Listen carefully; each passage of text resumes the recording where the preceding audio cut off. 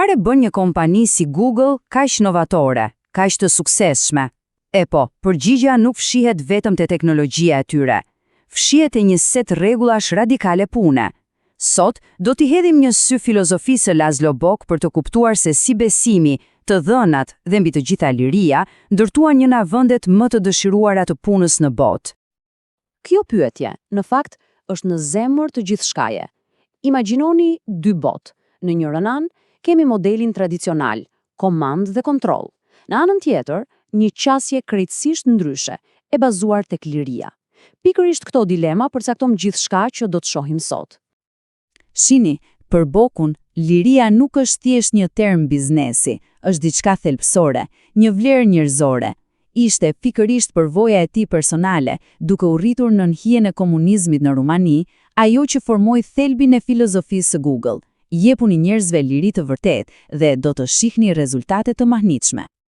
Po ta mendosh, realiteti është se shumica e organizatave ende funksionojnë me një model të vjetër, me liri të ulët. Informacioni ruhet si sekret. Hierarkia, ajo vendos gjithçka. Dhe frika është një motivues i heshtur por i fuqishëm. Por, ja ku hyn Google, që provon se ka një tjetër rrugë, një alternativë shumë më e fuqishme, një model me liri të lartë. Mirë, po si ndërtohet një kulturë e tillë? Pyetja e mirë. Gjithçka nis nga themeli, besimi. Dhe jo çfarë do besimi, por besimi si piknisje, si parazgjedhje. Këtu kontrasti është bardhë dhe zi. Modeli vjetër ushqehet nga frika, fshehtësia dhe një hierarkie ngurtë, ndërsa qasja e Google bazohet në 3 gur themeli kulturor që e kthejnë këtë model kokë e këmbë. Pra, cilat janë të shtylla?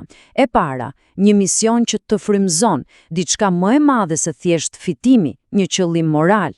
E dyta, transparenca totale, ku informacioni ndahet me të gjithë si rregull. Dhe e treta, zëri, pra t'ju japësh njerëzve fuqinë reale për të ndikuar. Dhe çfarë ndodh?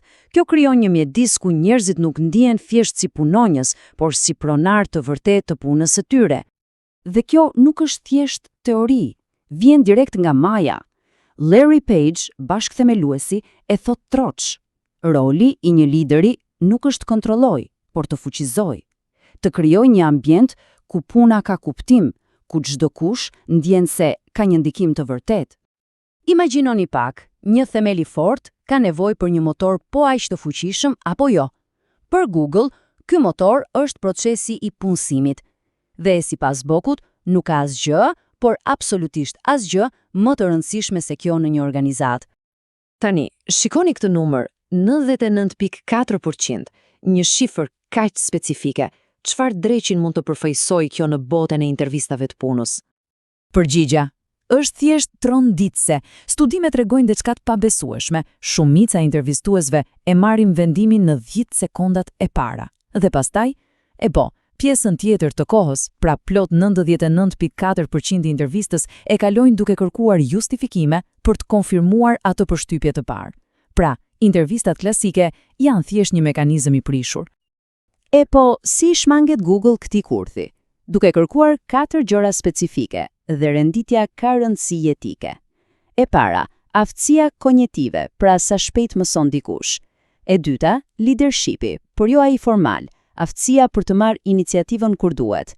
E treta, Googleness, një përzierje e lezetshme e ndërgjegjësishmërisë dhe përullësisë intelektuale. Dhe tani mbahuni, se vjen surpriza. Në vend të fundit vjen ekspertiza specifike për rolin. Filozofia është gjenialisht e thjeshtë. Një person i zgjuar dhe i përshtatshëm mund ta mësojë gjithmonë punën. Okej, tani do prekim temën më, si të them, provokuese të librit. Si arrin një kompani t'i mbajë njerëzit më të mirë, talentet e vërteta? Përgjigjja e Google e pabesueshme, duke paguar në mënyrë të padrejtë. Shumica prej nesh jemi mësuar me idenë e kurbës normale, atë kambanën, ku shumica janë diku në mes. Por realiteti, sidomos në punë krijuese, është krejt tjetër. Ai ndjek ligjin e fuqisë. Kjo do të thotë se një grup i vogël yjesh nuk janë thjesht pak më të mirë. Jo, ata krijojnë pothuajse të gjithë vlerën. Dhe ky citat nga një zëvendës presidenti Google Eva Vullen. Pyetja që lind është: nëse një person krijon 300 herë më shumë vlerë, a ka logjik të pagohet thjesht pak më shumë se mesatarja? Sigurisht që jo. Pikërisht këtu Google e përmbys konceptin e drejtësisë. Për ta, drejtësia nuk është të paguash të gjithë njësoj për të njëjtin rol. Jo, drejtësia e vërtet është kur pagesa pasqyron saktësisht ndikimin real të dikujt, kontributin e tij unik. Dhe ja, një shembull konkret që ta kuptojmë më mirë. Imagjinoni dy persona në të njëjtin pozicion. Njëri mund të marrë një shpërblim aksionesh prej $10.000, tjetri, një yll absolut, mund të marrë një shpërblim prej $1.000.000. Nuk tingëllon e barabartë apo jo, por sipas logjikës së Google, kjo është drejtësi e pastër. Dhe së fundi, arrim te pjesa e katërt. Në një kulturë lirie, si orienton njerëzit drejt zgjedhjeve të duhura, pa i detyruar, pa vendosur rregulla të ngurta? Përgjigjja fshihet pas një koncepti shumë elegant të quajtur nudge ose nxitje. Një nudge ose nxitje nuk është urdhër, harrojeni atë. Është një ndërhyrje e vogël, delikate, që e bën më të lehtë zgjedhjen e duhur, pa e hequr lirinë e zgjedhjes.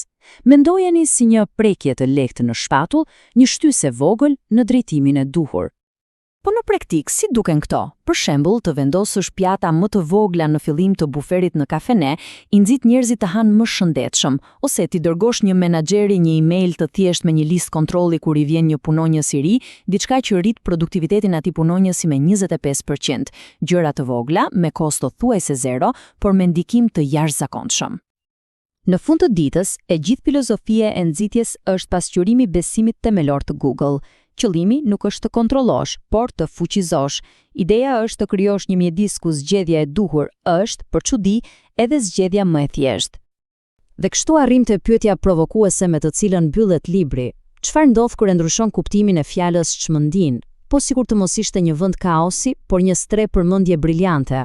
Çfarë ndodh kur u beson plotësisht njerëzve dhe u jep lirinë për të krijuar dhe për të bërë gjëra të mëdha? Rezultatet, siç e pam, mund të jenë absolutisht transformuese.